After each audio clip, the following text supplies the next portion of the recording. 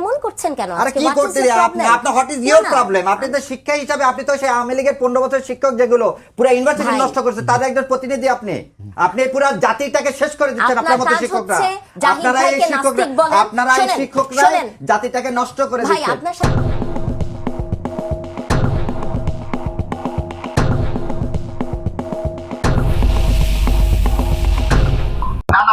Talk show দেখেন।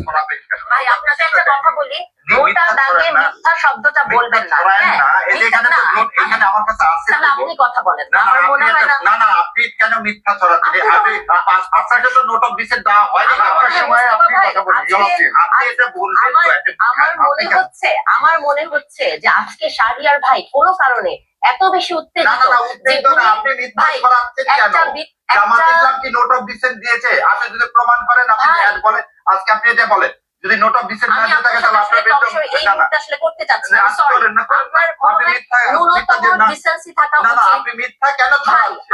আপনি তো চুপ করেন, আপনার তো সময় আসবে। আপনি কেন একটা মিথ্যা ছড়াচ্ছেন কেন? একজনের বক্তব্য ছড়াতে হবে এজেন্ডা নেন কেন? ভাই I am so sorry, I think like today I shouldn't talk. The floor is he, মানে ওনাকে দিয়ে দেন।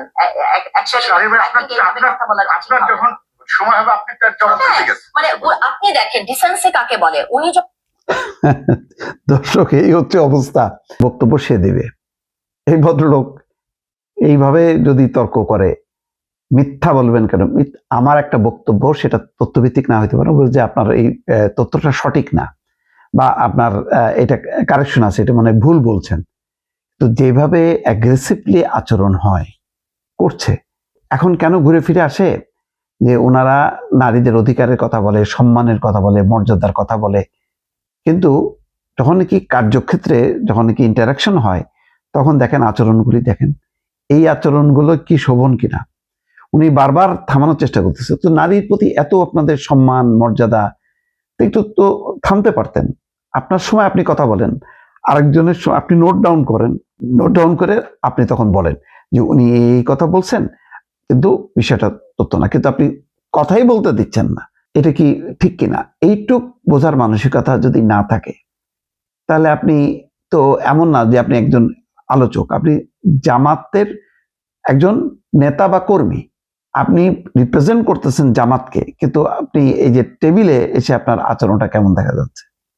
এবং প্রায় দেখা যাচ্ছে যে এখানে ওখানে বিভিন্ন জনের সঙ্গে, ওই সেই নিকোলের সঙ্গে দেখছেন তো, যমুনা, তো এখন তো নিকোলকে তো অনুষ্ঠান দেখাই যায় না। তো ঘুরে ফিরে কেন এই নারীদেরকে উদ্দেশ্য করে যদি এত মমতা থাকে, বারবার ভাইয়েরা, মানে বোনেরা, মায়েরা, এই শব্দগুলি যদি এত বেশি প্রযোজ্য হয়, তাহলে কই সেই সম্মানসূচক আচরণটা তো দেখা যাচ্ছে না। আমি পুরো আলোচনাটা দর্শক দেখেছি, দেখলাম তর্ক বিতর্ক তো হবে, কিন্তু কিভাবে হবে? আপনি একজনকে বললো আর আপনি চট করে উত্তেজিত হয়ে তারে থামাবেন? এটা কি হইতে পারে? এর থেকে কিন্তু বোঝা যায়, যখন নাকি আপনি একটা দলকে রিপ্রেজেন্ট করে একটা টক শোতে যাবেন, তখন আপনার আচার আচরণে বোঝা যাবে যে আপনি মানে আসল খোলসটা কি। তা আসল খোলসটা তো যেভাবে দেখা গেল, তার সাথে কিন্তু এখন যদি এই যে নারীর অধিকার, মর্যাদা নিয়ে সাম্প্রতিক সময় যে বিতর্কগুলো চলছে, সেই বিতর্কে তো জামাত পিছায় যাচ্ছে। এখানে আচরণে প্রকাশ পাচ্ছে, আবার মুখেও বলা যাচ্ছে ওই যে 5 ঘন্টা কর্মঘণ্টা বেঁধে দেয়া, তারপরে নারীর পরিচালক হবে পুরুষ। কেন নারীর পরিচালক হবে? তারা কেন পরিচালিকা হবে না? পুরুষের পরিচালিকা কেন হবে না নারীরা? এগুলো অনেক রকম বিতর্ক সামনে আসে। এখন মনোভাবটা ভালো না, বারে বারে কিন্তু এই ইস্যুটা এখন বড় হয়ে যাচ্ছে। নারীদের বিষয় হ্যাক্ট আইডি, ঠিক আছে, ওইটা মানলাম, ওইটা হ্যাক্ট হয়েছে, কিন্তু অন্যান্য যে কথাবার্তাগুলো নারী সম্পর্কে বলা হচ্ছে, সেগুলি কিন্তু নারীর মর্যাদাটাকে প্রতিফলন হয় না। এবং যা যা বলা হচ্ছে সেগুলি যখন দিকে আবার টেবিলে আসতেছে, টেবিলে তো নারীর প্রতি তো আচরণটা তেমন ভালো হচ্ছে না। এই বিষয়টা কি গুরুত্বপূর্ণ না? এটার কি প্রভাব ভোটের মাঠে পড়বে না? প্রশ্ন থাকলো দর্শক।